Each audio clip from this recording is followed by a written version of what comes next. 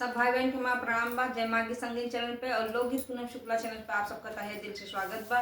तो आप सब कैसे कमेंट में जरूर बतावा जही। और आज हम सब बहुत सुंदर सखी देवी पचरा गीत लेके आई ही। तो आप सब ज़्यादा से ज़्यादा शेयर करें, लाइक करें, सब्सक्राइब करें और कमेंट करके जरूर बताएं कि आप सबके कैसा लगा। भंवरा गूंजय मोरया